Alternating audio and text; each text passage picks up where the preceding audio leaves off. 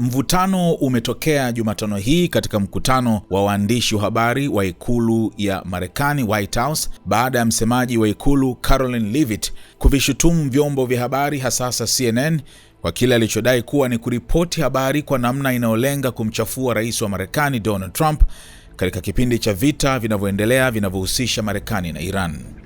Mjadala huo ulizuka baada ya mwandishi wa CNN Kaitlan Collins alipomuuliza Leavitt iwapo serikali ya Trump inaamini kuwa vyombo vya habari havipaswi kuripoti kwa ukubwa kuhusu vifo vya wanajeshi wa Marekani waliouawa katika operesheni ya kijeshi ya Epic Fury. You just mentioned that the president is going to attend the dignified transfer for these families.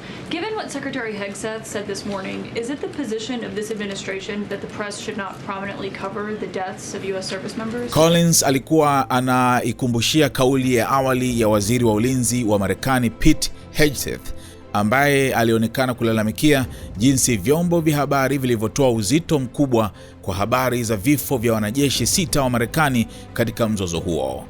Akijibu swali hilo, Leavitt alisisitiza kuwa serikali ya Trump haijawahi kusema vyombo vya habari visiandike kuhusu vifo vya wanajeshi, bali vinapaswa pia kuripoti kwa usawa mafanikio ya operesheni ya kijeshi dhidi ya Iran. Alisema operation hiyo ya Epic Fury inalenga kudhoofisha kile alichokiita utawala hatari wa Iran, ambao kwa mujibu wa serikali ya Marekani unatishia maisha ya raia wa Marekani. Leavitt aliongeza kuwa wanajeshi wa Marekani wanajitoa muhanga kulinda nchi yao na washirika wake, na kwamba serikali pamoja na jeshi wanathamini sana mchango na sadaka ya wanajeshi hao. Hata hivyo, mazungumzo hayo yalichukua mkondo mkali zaidi pale Leavitt aliposhutumu vyombo vya habari kwa kujaribu kumdhoofisha Rais Trump kisiasa.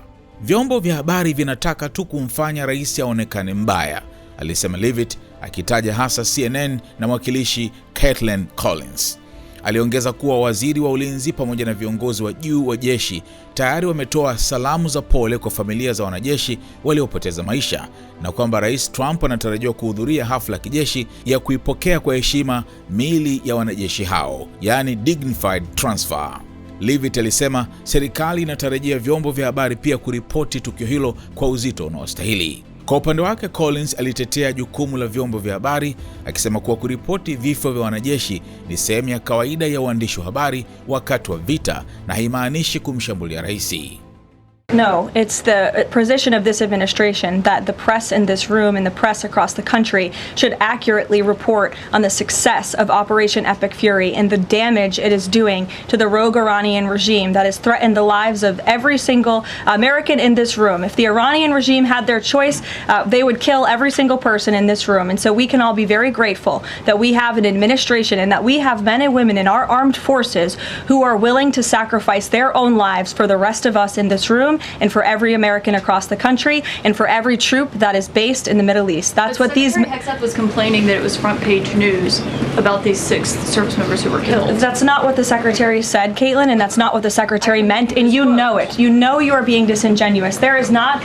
We've never had a Secretary of Defense who cares more... Drones get through or tragic things happen, it's front page news. I get it, the press only wants to make the president look bad. Yeah, as you know, we cover the deaths of U.S. service members under every president. The press does only want to make the president look bad. That's a fact, especially you. No, listen to me. Especially you and especially CNN. And the Secretary of Defense cares deeply about our war fighters and our men and women in uniform. He travels all across this country to meet with them, to connect with them, and your network has hardly ever probably reported on that. You also had the chairman of the Joint Chiefs, Chairman Kane, who's a brave patriot, standing alongside the Secretary at the Pentagon this morning, again expressing his condolences to these families. And I just told you that the President of the United States will be attending their dignified transfer. So please, that's not making the president look bad. That's showcasing that. We expect you to cover that as you should. We expect you to cover that as you should, Caitlin. But you and your network know that you take every single thing this administration says and tries to use it to make the president look bad. That is an objectable fact. I don't think covering troop deaths is trying to make the president look bad. If you're trying to argue right now that CNN's overwhelming coverage is not negative of President Donald Trump, I think the American people would tend to agree, and your ratings would tend to disagree with that as well. Go ahead. Thank you so much on the school.